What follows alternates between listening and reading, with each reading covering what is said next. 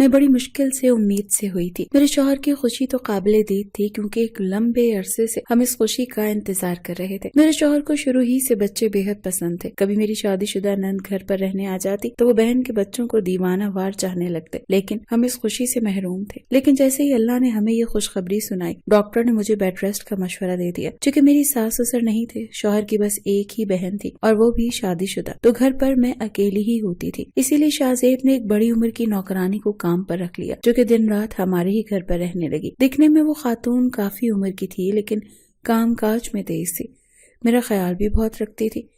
مجھے زیادہ چلنے پھرنے سے بھی منع کیا تھا، اسی لیے میں زیادہ تر وقت اپنے گھر میں ہی گزارتی تھی۔ میرا گھر مکمل طور پر اس عورت کے ہاتھ میں تھا۔ شاہ زیب جب آفس سے واپس آتے تو میرا سارا وقت ان کے ساتھ ہی گزرتا۔ میں بہت خوش تھی، اپنا بہت خیال بھی رکھتی تھی۔ ابھی اس نوکرانی کو 2 ماہ ہی ہوئے تھے ہمارے گھر آئے ہوئے، جب میں اسپتال کی سیڑھیاں اترتے ہوئے سوچ رہی تھی کہ مجھ سے ایسی کون سی کوتاہی ہوئی ہے جو مجھے یہ دن دیکھنا پڑ رہا ہے۔ میں ایک ایک پل جو گزر چکا تھا وہ یاد کر رہی تھی۔ پچھلے 2 ماہ سے وہ میرے گھر پر تھی، ایک بار بھی اپنے گھر نہیں گئی تھی، اور وہ 1 ماہ سے امید سے تھی۔ مجھے لگا میرا دماغ مفلوج ہو گیا ہے، سوچنے سمجھنے کی صلاحیت ختم ہو چکی ہے۔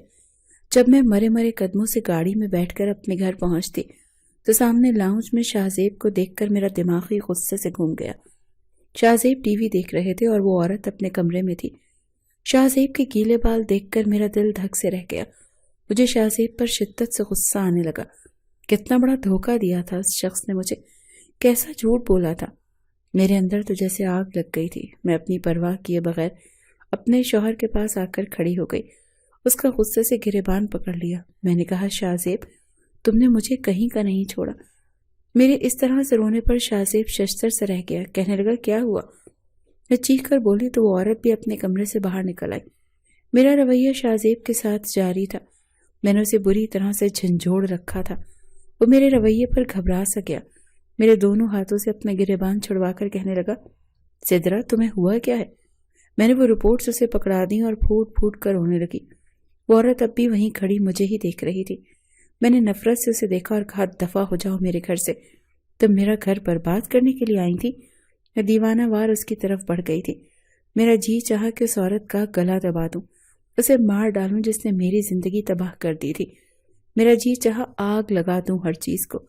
میری نوکرانی بہت خوبصورت تھی، مجھ پر نہ چاہتے ہوئے بھی کبھی کبھار کسی گڑبڑ کا احساس سا ہونے لگتا تھا، لیکن آج تو جیسے مجھ پر مصیبت کا پہاڑ ہی ٹوٹ پڑا تھا۔ میں ڈاکٹر کے پاس گئی، اس نے میری رپورٹ سامنے رکھ دی، سب کچھ نارمل تھا۔ تبھی لیڈی ڈاکٹر نے ایک دوسری فائل میرے سامنے رکھ دی کہ اس دن جو عورت آپ کے ساتھ آئی تھی ان کی رپورٹس ہیں۔ جیسے ہی میں نے وہ رپورٹس پڑھی میرے پاؤں تلے سے زمین نکل گئی۔ وہ امید سے تھی، یہ دیکھ کر تو میرا سر بری طرح سے چکرانے لگا، میرا وجود پتھر کا مجسمہ بن گیا تھا۔ جب وہ پچھلے 2 ماہ سے میرے گھر سے کہیں گئی ہی نہیں تھی تو پھر میرا شک جس شخص پر جا سکتا تھا وہ صرف میرا شوہر تھا، کیونکہ دوسرا کوئی بھی مرد میرے گھر پر نہیں رہتا تھا۔ گھر آ کر تو میں قابو سے باہر ہو گئی تھی، میں رو رہی تھی، تڑپ رہی تھی۔ میرا جی چاہا خود کو ختم کر لوں یا پھر اس عورت کو مار ڈالوں۔ شاہ زیب رپورٹیں پڑھ کر بے یقین سے میرے پاس آ کر کہنے لگا کہ سدرا، اس رپورٹ سے میرا کیا تعلق ہے؟ میں نے کہا، تم رات بھر میرے کمرے سے غائب ہوتے تھے اور یہ عورت امید سے کیسے ہو گئی؟ ایک ایسا سوال تھا جس نے میرے اندر ایسی تباہی مچائی تھی کہ اگر مجھے اس کا جواب نہ ملتا تو میں پاگل ہو جاتی۔ میں جنون کی حالت میں چلا کر شاہ زیب سے پوچھنے لگی تو شاہ زیب بھی غصے میں آ گئے، کہنے لگے، تم پاگل تو نہیں ہو گئی ہو؟ کیا بکواس کر رہی ہو؟ میں ایسا سوچ بھی نہیں سکتا۔ وہ بھی غصے سے بے قابو ہو گئے تھے، لیکن وہ عورت بول پڑی اور جو کچھ اس نے کہا وہ سن کر تو شاہ زیب بھی تنگ سے رہ گئے۔ وہ کہنے لگی، ہاں میں تمہارے شوہر کے بچے کی ہی ماں بننے والی ہوں۔ یہ سن کر شاہ زیب کی رنگت اڑ گئی، وہ مجھے چھوڑ کر اس عورت کے پاس آ کر کہنے لگے کہ آپ کو شرم نہیں آتی مجھ سے ایسی بات کرتے ہوئے؟ میں آپ کو اپنی ماں کی طرح سمجھتا ہوں، ویسے ہی آپ کی عزت اور احترام کرتا رہا اور آپ مجھ پر ایسا گھٹیا الزام لگا رہی ہیں۔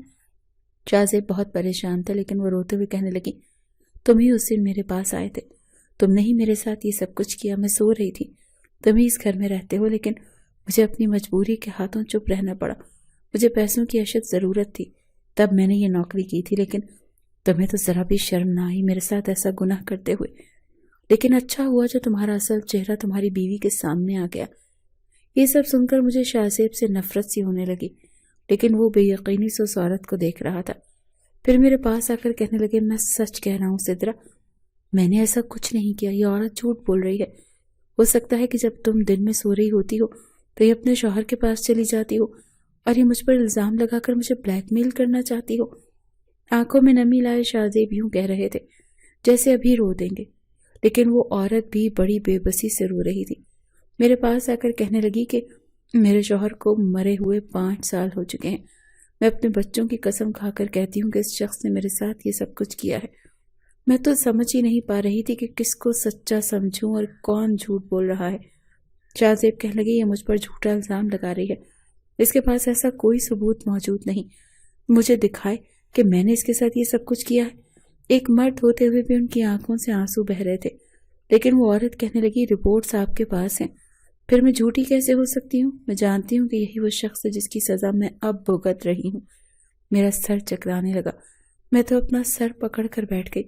اگر میں شاہ زیب کی طرف دیکھتی تو وہ مجھے اس وقت جھوٹے نہیں لگ رہے تھے، اور جب اس عورت کی طرف دیکھتی تو اس کے بے تحاشا بہتے آنسو دیکھ کر اور اس کی سسکیاں سن کر مجھے وہ بھی جھوٹی نہیں لگ رہی تھی۔ میں اگر وہاں کچھ دیر اور بیٹھتی تو شاید پاگل ہو جاتی، اسی لیے میں اٹھ کر اپنے کمرے میں آ گئی۔ مجھے اس وقت تنہائی چاہیے تھی۔ شاہ زیب میرے کمرے میں آئے تو میں نے کہا، خدا کے لیے آپ دوسرے روم میں چلے جائیں، مجھے تنہا چھوڑ دیں۔ میں روتے ہوئے شاہ زیب کے سامنے ہاتھ جوڑنے لگی۔ شاہ زیب بہتے آنسوؤں کے ساتھ باہر نکل گئے۔ میں کمرے میں رکھے صوفے پر بیٹھ کر رونے لگی۔ پھر میں ایک ایک کر کے تانے بانے جوڑنے لگی۔ ایک بار مجھے رات کو شدت سے پیاس کا احساس ہوا تھا، میری آنکھ کھل گئی تھی۔ میں نے سائڈ ٹیبل کی طرف دیکھا تو شاید ملازمہ پانی رکھنا بھول گئی تھی، ورنہ وہ پانی میرے پاس ضرور رکھتی تھی۔ میں نے سوچا چلو میں شاہ زیب سے کہہ دیتی ہوں، لیکن جب میں نے بیڈ کی دوسری جانب دیکھا تو میرا بیڈ خالی تھا۔ میں خود ہی اٹھ کر بیٹھ گئی۔ شاہ زیب اس وقت کہاں جا سکتے ہیں؟ میں نے کمرے کا جائزہ لیا کیونکہ اکثر وہ آفس کا کام رات کو کیا کرتے تھے، لیکن آج کمرہ خالی تھا۔ میں اٹھ کر کمرے سے باہر آئی تو مجھے ہنسنے اور باتیں کرنے کی آوازیں آنے لگیں۔ وہ آوازیں کچن سے آ رہی تھیں۔ جب میں نے کچن میں جھانک کر دیکھا تو شاہ زیب اور نوکرانی ساتھ ہنس ہنس کر باتیں کر رہے تھے اور ساتھ چائے بھی پی رہے تھے۔ کسی بات پر وہ دونوں ہی ہنس بھی رہے تھے اور وہ نوکرانی شاید شاہ زیب سے ہنس کر بات کر رہی تھی۔ مجھے دیکھ کر دونوں کی ہنسی کو بریک لگ گئی۔ پھر شاہ زیب اٹھ کر کھڑے ہوئے کہنے لگے، تم باہر کیوں آ گئی؟ میں نے کہا کہ مجھے پیاس لگی تھی اور پانی کمرے میں نہیں تھا۔ میری بات پر وہ برجستہ بولے کہ تم مجھے آواز دیتی، میں تمہارے لیے پانی لا کر دے دیتا، تم کیوں اٹھ کر آئی ہو؟ وہ اپنی چائے کا کپ لیے مجھے کمرے میں لے گئے اور نوکرانی سے کہنے لگے، آپ مالکن کے لیے پانی کمرے میں ضرور رکھا کریں۔ وہ بھی اس بات پر سر ہلانے لگی۔ میں کمرے میں جا کر شاہ زیب سے پوچھا کہ وہ اس وقت کچن میں کیا کر رہے تھے۔ وہ بولے چائے کی طلب ہو رہی تھی، میں چائے بنانے کچن میں گیا تو نوکرانی بھی اپنے لیے چائے بنا رہی تھی، پھر میرے لیے بھی بنا دی۔ اچھی خاتون ہے، بچوں کی خاطر عورت کیا کچھ کرنے کو تیار ہو جاتی ہے۔ یہ نوکرانی کو ہی دیکھ لو، آرام کی عمر ہے لیکن دن رات کام کر رہی ہے۔ شاہ زیب کا انداز بالکل عام سا تھا، میں نے بھی اس بات کو نارمل انداز سے ہی لیا تھا۔ نوکرانی میرے لیے پانی کا جگ اور گلاس رکھ کر چلی گئی۔ اب مجھے ہر وہ بات شک میں ڈال رہی تھی، شاہ زیب کیوں اس سے ہنس ہنس کر باتیں کرتے تھے؟ میرے ذہن میں آنے لگا پچھلے 1 ماہ سے اکثر یہ ہونے لگا تھا۔ شاہ زیب کمرے میں نہیں ہوتے تھے، کچھ طبیعت خراب ہونے کی وجہ سے مجھ پر نیند کے کچھ زیادہ ہی غلبہ رہتا تھا۔ میں بہت جلد سو جایا کرتی تھی۔ جب بھی رات کو میری آنکھ کھل جاتی تو شاہ زیب کمرے میں نہیں ہوتے تھے، اور جب میں اس بارے میں ان سے پوچھتی تو وہ کہتے کہ دوسرے کمرے میں دفتر کا کام کر رہا تھا تاکہ تم کمرے میں سکون سے سو سکو۔ اس وقت تو مجھے لگتا تھا کہ میرے شوہر کو میرا کتنا خیال ہے، لیکن اب یہ سب باتیں مجھے شاہ زیب کے خلاف کر رہی تھیں۔ لیکن جب دوسری طرف اس عورت کے بارے میں سوچتی تو مجھے یاد آنے لگتا کہ ایک بار میری نند میرے گھر رہنے آئی تو مجھ سے کہنے لگی، سدرا مجھے یہ عورت کچھ ٹھیک نہیں لگتی، تم ذرا ہوش مندی سے گھر پر رہا کرو۔ میں نے کہا نہیں، ایسا نہیں ہے، بہت اچھی ہے، میرا بہت خیال رکھتی ہے۔ میں نے نند کی غلط فہمی کو دور کرنا چاہا تو وہ خاموش ہو گئی، لیکن نوکرانی کو شکی نظروں سے دیکھتی رہی۔ 3 دن میری نند میرے گھر پر رہ کر چلی گئی، لیکن بار بار مجھ سے کہتی رہی کہ عورت 50 سال کی عمر میں بھی بڑی جوان اور حسین لگتی ہے، اور دیکھ نہیں رہی تم یہ کیسے بھائی سے ہنس ہنس کر باتیں کرتی ہے۔ میں اس بات کو غیر سنجیدگی سے لیتی رہی کہ وہ عورت شاہ زیب کی ماں کے برابر ہے۔ تم کیوں ایسا سوچ رہی ہو؟ لیکن آج مجھے لگ رہا تھا کہ میری نند ٹھیک ہی کہتی تھی، لیکن پھر میرا ذہن منتشر ہونے لگتا، کیونکہ پچھلے 1 ماہ سے وہ عورت چپ چپ سی تھی۔ شاہزیب کو دیکھتے ہی گھبرا جاتی تھی، شاہزیب کے اٹھنے سے پہلے اپنے سارے کام مکمل کر لیتی تھی اور اپنے کمرے میں چلی جاتی تھی۔ ایک بار میں اپنے کام کے سلسلے میں اس کے کمرے میں جانے لگی تو اس کا کمرہ لاک تھا۔ میں نے دروازہ کھٹکھٹایا تو وہ مجھ سے پوچھنے لگی کون ہے، حالانکہ میرے علاوہ اس کے کمرے میں اور کوئی بھی نہیں جاتا تھا۔ میں نے جب اپنا نام لیا تو اس نے دروازہ کھولا اور اس وقت اس کی آنکھیں سوجی ہوئی تھی جیسے وہ بے انتہا روئی ہو۔ میں نے پوچھا کیا ہوا تو کہنے لگی کچھ نہیں، بس سر میں درد ہے۔ میں خود اپنی طبیعت کی وجہ سے زیادہ تر پریشان رہتی تھی، اسی لیے بس اپنے کمرے میں ہی رہتی تھی، اسی لیے اپنا کام کا کہہ کر میں واپس آ گئی۔ لیکن اب مجھے ہر چھوٹی بات بھی یاد آ رہی تھی جو کبھی مجھے شاہزیب کے خلاف کر دیتی تو کبھی اس عورت کے خلاف۔ میرا سر بری طرح سے چکرا رہا تھا، پوری رات میں کوشش کے باوجود بھی سو نہ سکی۔ جب سب کمرے سے باہر نکلی تو وہ عورت مجھ سے کہنے لگی کہ وہ سچ کہہ رہی ہے، شاہزیب اچھا انسان نہیں ہے، اس نے ہمیشہ اسے چھوٹے بھائی یا بیٹے جیسا سمجھا تھا، تبھی کبھی کبھی وہ اس سے ہنس کر باتیں بھی کر لیا کرتی تھی اور اپنا کمرہ لاک کر کے نہیں سوتی تھی، کیونکہ اسے کبھی شاہزیب کو دیکھ کر یہ نہیں لگا تھا کہ وہ اس پر گندی نیت رکھتا ہے یا کوئی غلط ارادہ رکھتا ہے۔ لیکن ایک رات جب وہ سو رہی تھی تو اسے لگا جیسے کوئی شخص اس کے کمرے میں اس کے بیڈ پر موجود ہے، اور اس شخص نے اس کے منہ پر ہاتھ رکھ دیا تاکہ وہ شور مچا کر کسی کو بلا نہ سکے۔ اس کے ساتھ یہ سب کرنے کے بعد اسے کہنے لگا کہ اگر تم نے میری بیوی کو بتایا تو تم پر ہی الزام لگا کر گھر سے باہر نکال دوں گا۔ کہنے لگی کہ میں اس شخص کا چہرہ نہیں دیکھ پائی تھی، لیکن اس گھر میں میرے شوہر کے علاوہ اور کوئی نہ تھا۔ وہ میرے سامنے رونے لگی، کہنے لگی میری بیٹی کے دل میں سوراخ ہے، میں نوکری کرتی ہوں تاکہ اس کا آپریشن کروا سکوں، میری بچی گورنمنٹ اسپتال میں ایڈمٹ ہے، یقین نہ آئے تو آپ میرے ساتھ چل کر دیکھ لو، میں اس کی دوائیوں کا خرچہ اٹھا رہی ہوں، اسی لیے تمہارے شوہر کے سامنے بول نہیں سکی۔ اس عورت کی بے بسی سے بہتے آنسو دیکھ کر میں کیا سمجھتی، میں بھی ایک عورت تھی، وہ ٹوٹی ہوئی نہیں لگ رہی تھی، ایک بے بس اور مجبور لگ رہی تھی۔ میں نے کہا تم اپنے گھر جاؤ، تمہاری بچی کے علاج کے پیسے میں تمہیں دے دوں گی۔ وہ میری بات سن کر میرے گھر سے چلی گئی۔ جب تک میرا شوہر نیند سے جاگ کر باہر آ چکا تھا، میں بھی اپنے جانے کی تیاری کر چکی تھی۔ مجھے ایسے شخص کے ساتھ ایک پل بھی نہیں رہنا تھا جو ایسی گھٹیا سوچ کا مالک ہو اور کسی بے بس عورت کی مجبوری کا فائدہ اس طرح سے لے رہا ہو۔ مجھے شاہزیب سے محبت تھی، لیکن میں بے ضمیر نہیں تھی۔ مجھے بیگ بند کرتے دیکھ شاہزیب حیران ہوا، فوراً میرے پاس آ گیا، کہنے لگا سدرا یہ سب کیا ہے؟ شاہزیب کی آنکھیں بھی بہہ رہی تھیں جیسے رات بھر سوئے نہ ہو، لیکن میرا دل ان کی طرف سے بہت خراب ہو چکا تھا۔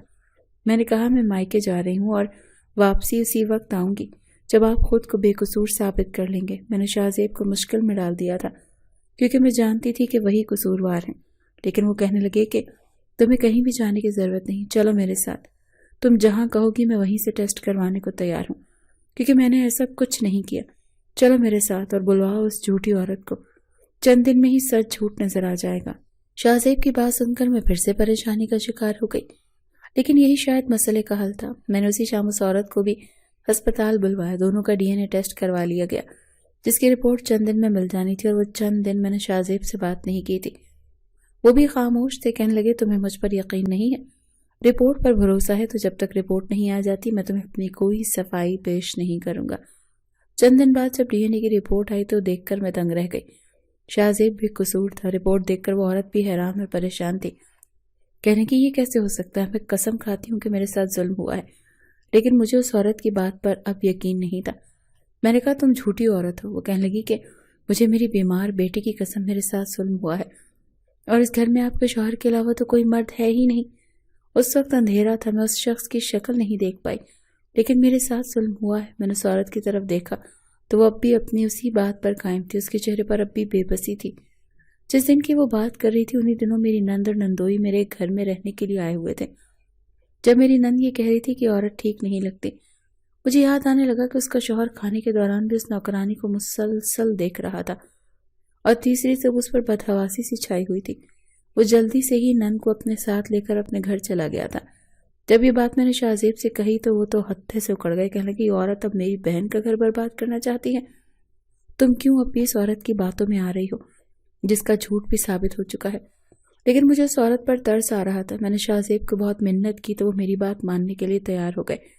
شاہزیب نے اپنے بہنوئی سے کہا کہ ان کے کسی دوست کو بلڈ ڈونیٹ کرنا ہے اور اس دوست کا بلڈ گروپ بہنوئی کے گروپ سے میچ کرتا ہے، اسی لیے بہنوئی تیار ہو گیا۔ جو قیامت ہمارے گھر پر گزری تھی اس کی خبر نہ میری نند کو تھی اور نہ ہی اس کے شوہر کو۔ بلڈ سیمپل سے ہی DNA کا ٹیسٹ کروا لیا گیا تھا، جس سے ثابت ہو گیا کہ اس عورت کے ساتھ ظلم شاہزیب کے بہنوئی نے کیا تھا۔ جب اس بات کی خبر نند اور اس کے شوہر کو ہوئی تو بہت بحث کے بعد وہ شخص اپنے گناہ کا اقرار کر چکا تھا۔ مجھے اس عورت پر رہ رہ کر افسوس ہو رہا تھا، بیچاری ہماری وجہ سے مصیبت میں پھنس گئی تھی۔ اگلے روز میں نے نند کو بلا کر ساری کہانی سنا دی۔ میں نے نند کے شوہر پر خوب پریشر ڈالا اور کہا کہ یہ اب تم اس کا سارا خرچہ تا حیات اٹھاؤ گے ورنہ جیل جاؤ گے۔ جیل جانے سے وہ ڈر گیا اور میری نند بھی میری محنت سماجت کرنے لگی۔ میں اپنی نند کا گھر بھی خراب نہیں کرنا چاہتی تھی، اسی لیے ہر ماہ اس کے شوہر سے معقول رقم لے کر اس کو دیتی رہی۔ ڈیلیوری کا وقت آیا تو مردہ بچی پیدا ہوئی تھی۔ میں نے شکر ادا کیا کہ ایک بڑی مصیبت سے ہم لوگ بچ گئے تھے، ورنہ ساری عمر دل میں ملال رہ جاتا۔